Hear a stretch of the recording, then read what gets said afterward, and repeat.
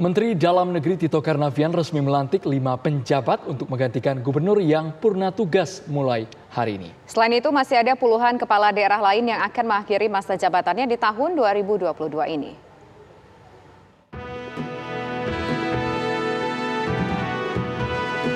Menteri Dalam Negeri Tito Karnavian resmi melantik 5 penjabat gubernur pada Kamis pagi. Kelima penjabat ini dilantik karena gubernur definitif di beberapa wilayah akan habis masa jabatannya, sementara pilkada serentak baru akan digelar 2024 mendatang. Dan berikut ini 5 penjabat yang baru saja dilantik Menteri Dalam Negeri Tito Karnavian.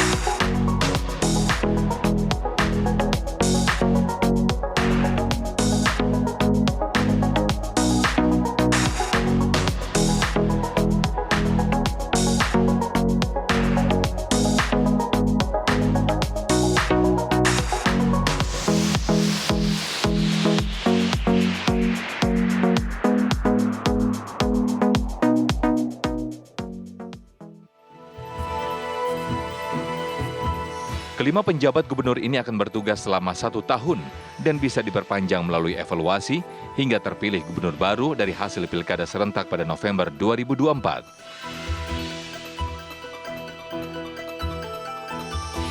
Mendagri mengatakan proses penetapan penjabat gubernur sesuai dengan undang-undang, di mana kekosongan kepala daerah diisi oleh penjabat tinggi madya atau setara eselon 1.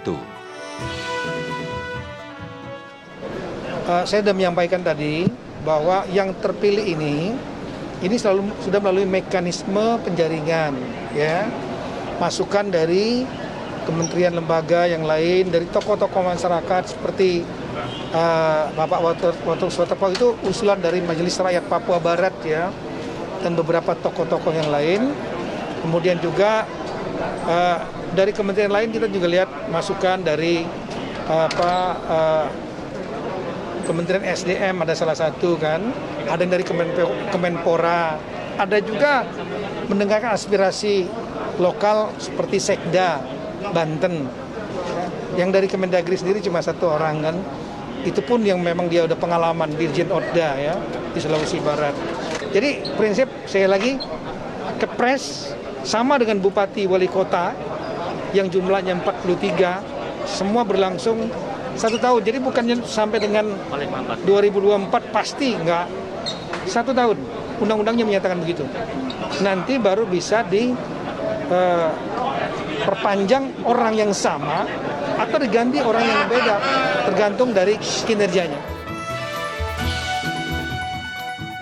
Sebelumnya, pada 10 April 2022, Presiden Joko Widodo atau Jokowi menyampaikan total ada 101 penjabat kepala daerah yang harus disiapkan pemerintah.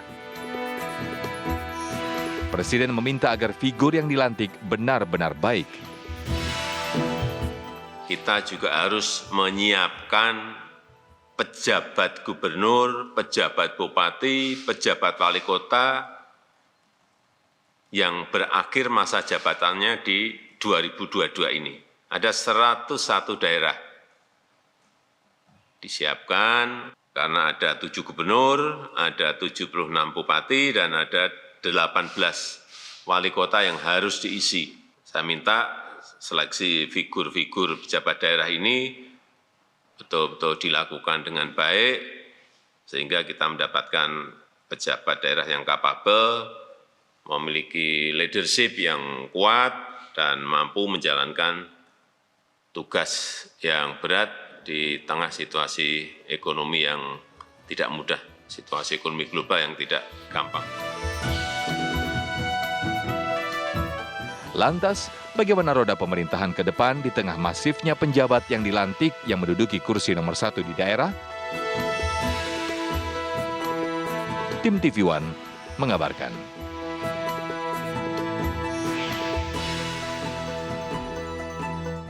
Pemirsa, sebagai catatan di tahun 2022 ini akan ada 101 pejabat yang mengisi kekosongan posisi gubernur, wali kota, ataupun bupati. Ya, dengan situasi yang masif ini akan seperti apa jalannya roda pemerintahan ke depannya, pemirsa?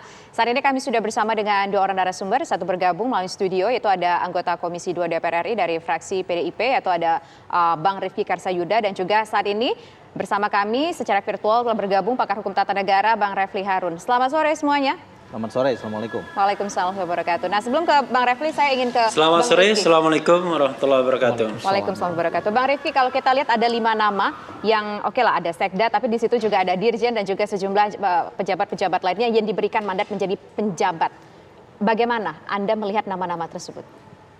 Komisi 2 DPR tentu tidak punya kewenangan untuk mengkritisi nama-nama. Kami berpegang teguh pada ketentuan peraturan perundang-undangan bahwa penunjukan penjabat gubernur itu harus berasal dari eselon 1, dilakukan oleh Presiden, kendati hari ini pelantikannya dilakukan oleh Saudara Menteri Dalam Negeri, dan karena itu dari kelima penjabat ini, kelima-limanya adalah kawan-kawan kita yang menduduki jabatan eselon 1 dari berbagai kementerian dan lembaga. Yang terpenting bagi kami adalah kelima penjabat gubernur ini bisa melakukan 2 tugas sekaligus. 1, dia sebagai pejabat definitif eselon 1 di kementerian lembaga masing-masing yang diberikan tugas tambahan sebagai penjabat gubernur di 5 provinsi di Indonesia. Tapi secara mekanismenya apakah sudah betul penunjukan seperti itu atau mungkin seperti apa? Kalau kita baca ketentuan dalam Undang-Undang Nomor 10 Tahun 2016 tentang pemilihan gubernur, bupati, dan wali kota, tidak dirinci secara jelas dan detail bagaimana mekanisme penunjukan yang dilakukan oleh Presiden terhadap penjabat gubernur, termasuk penunjukan yang akan dilakukan oleh Menteri Dalam Negeri terhadap penjabat bupati dan wali kota. Tapi mengenai 2 posisi, yang satunya masih dirjen tapi juga dapat tugas khusus menjadi seorang penjabat gubernur ini. Bagaimana agar ya tidak tumpang tindih, tidak saling konflik of interest seperti itu, Bang Rifki? Itu akan menjadi concern utama kami. Dan dalam beberapa rapat dengar pendapat dengan Saudara Menteri Dalam Negeri, kawan-kawan di Komisi 2 selalu mengingatkan agar jangan sampai fungsi-fungsi pemerintahan dan pelayanan publik yang diemban oleh para penjabat ini justru terbengkalai karena dia menjadi penjabat kepala daerah. Dan yang paling penting, karena kita akan menghadapi pemilu serentak tahun 2024 termasuk pilkada di dalamnya, kami mengingatkan kepada kelima penjabat gubernur ini untuk tidak bermain-main pada wilayah politik praktis. Menjaga betul netralitas sebagai aparatur sipil negara, sebagaimana amanah yang diberikan oleh undang-undang. Oke, baik. Nah, sekarang kita ingin menuju ke Bang Refli. Bang Refli, kalau kita melihat soal fenomena ini seperti apa? Karena akan panjang loh waktunya 2 tahun loh menjadi penjabat. Iya, saya dari awal ya menyatakan tidak setuju dengan model pengisian seperti ini sebenarnya. Kenapa? Karena saya mengatakan ini potensial bertentangan dengan konstitusi. Sayangnya memang undang-undang ya peraturan di bawah konstitusi mengatakan memang diisi oleh penjabat yang ditunjuk, baik itu Menteri Dalam Negeri untuk bupati wali kota maupun oleh Presiden. Tapi kalau kita baca undang-undang ya dan juga praktik berpemerintahan, maka sesungguhnya yang dimaksud dengan pengisian jabatan ini kan untuk waktu yang memang reasonable. Saya mengatakan ya 6 bulan atau lebih cepat lagi 3 bulan. Tapi kalau sudah 3 tahun seperti ini, itu lebih dari setengah periode masa jabatan. Kenapa saya katakan 3 tahun?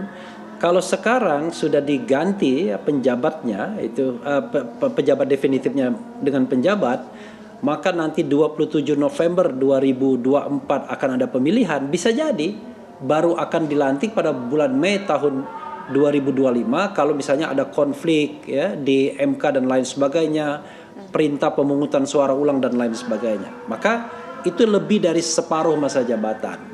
Nah, tetapi kan masalahnya adalah ya nasi sudah menjadi bubur, undang-undang tidak berubah walaupun ada kesempatan untuk mengeluarkan perpu dan lain sebagainya. Maka saya mengatakan ada beberapa hal yang perlu digarisbawahi. Pertama, jaga independensi. Jadi tidak boleh kemudian penjabat-penjabat ini kemudian berpihak terutama pada kontestasi pemilu 2024 mendatang. Mendagri mengatakan, wah mereka kan tidak sampai 2024 belum tentu karena akan dievaluasi setiap tahun kan begitu. Tetapi kan ada kemungkinan mereka bisa sampai 2024 atau menjelang 2024 itu diganti dengan penjabat yang punya preferensi politik misalnya. Jadi sekarang netral-netral semua tapi nanti punya preferensi politik. Nah, yang kedua, jangan lupa walaupun mereka itu adalah unofficial elected, orang yang tidak dipilih, tapi kan tugas konstitusionalnya tetap harus dijaga untuk mewujudkan kesejahteraan umum, mencerdaskan kehidupan bangsa di masyarakat daerah. Nah, yang ketiga, jangan lupa juga praktek good governance harus dijaga juga. Misalnya soal bagaimana memberantas tindak pidana korupsi dan diri mereka sendiri jangan terlibat dengan tindak pidana korupsi.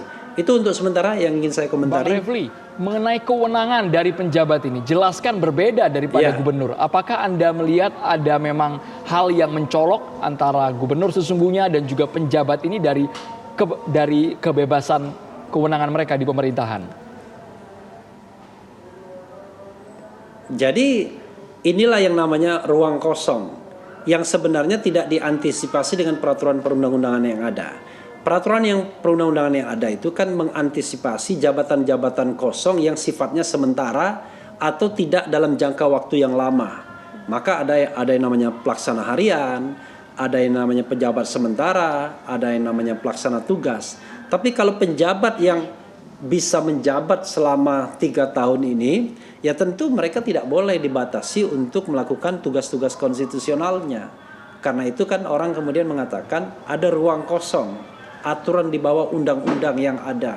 Jadi tidak mengatur secara lebih spesifik kewenangan apa yang bisa diambil dan tidak bisa diambil misalnya. Tetapi tentu saja kalau karena ini berlangsung 3 tahun, pembangunan kan tidak boleh dibengkalaikan, tidak boleh terbengkalai. Jadi akhirnya kita harus menerima kenyataan bahwa walaupun mereka unelected official, tetapi mereka memiliki kewenangan yang kurang lebih sama dengan pejabat yang dipilih. Dan menurut saya sekali lagi ini mendegradasikan status kepala daerah dari pejabat politik di dalam undang-undang dan konstitusi menjadi pejabat administrasi atau pejabat birokrasi sekarang ini. Bang Refli, kalau melihat dengan kondisi seperti itu, apakah kira-kira nanti jabatan penjabat ini tetap punya kewenangan yang sama begitu? Tapi apakah kira-kira dengan background mereka tadi bisa menjalankan fungsi budgeting yang baik untuk daerah yang mereka pimpin? Saya justru bicara tentang efektivitas. Jangan lupa mereka kan masih rangkap jabatan. Mereka memiliki katakanlah tugas dan tanggung jawab yang tidak ringan juga sebagai dirjen, kemudian sebagai macam-macam tadi kan. Ada juga dirjen, ada juga sekda dan lain sebagainya. Nah, tugas itu kan harus mereka laksanakan sebaik-baiknya. Kalau tugas rangkap sekda di Bangka Belitung kalau tidak salah ya, itu barangkali tidak terlalu masalah karena mereka dalam skop atau wilayah yang sama. Tetapi kalau misalnya dia adalah sekjen Kemendagri, sekjen ESDM, maka dia memiliki tugas yang ruang lingkupnya berbeda dan teritorialnya berbeda. Nah, justru permasalahannya adalah effectiveness pertama. Yang kedua adalah kemungkinan crossing kepentingan. Ya. Ada perbenturan kepentingan yang barangkali bisa terjadi. Karena itulah menurut saya ya harusnya kendati mereka cuma 1 tahun ya mereka tetap dibebas tugaskan dari jabatan semula. Jadi jabatan sebagai dirjen, sebagai sekjen misalnya harus dibebaskan sehingga nanti mereka bisa full konsentrasi begitu. Baik, Bang Rifki nanti juga ikut menanggapi bagaimana dengan larangan seorang penjabat gubernur ini dalam menjalankan roda pemerintahan. Kita harus mendengarkan kumandang azan maghrib terlebih dahulu untuk wilayah DKI Jakarta dan sekitarnya. Berikut ini. Selamat menjalankan ibadah sholat maghrib bagi Anda yang berada di wilayah DKI Jakarta dan sekitarnya. Kita lanjutkan kembali kabar petang. Saya ingin ke Bang Refli. Silakan ditanggapi apa yang statement disampaikan oleh. Ya, pertama apa yang disampaikan oleh Bang Refli terkait dengan kritik kenapa penjabat ini menjabat cukup lama. Itu kan sebetulnya sebagian juga telah terlembagakan melalui uji material di Mahkamah Konstitusi. Ada perkara nomor 67 PUU tahun 2021 yang kira-kira intinya beginilah, sebagian warga negara menginginkan agar konstruksi hukum penjabat itu tidak seperti ini. Intinya menarik ini Bang, tapi bisa kita lanjutkan sesaat lagi hanya di kabar petang. Kita harus jeda dulu pemirsa. Oke, boleh.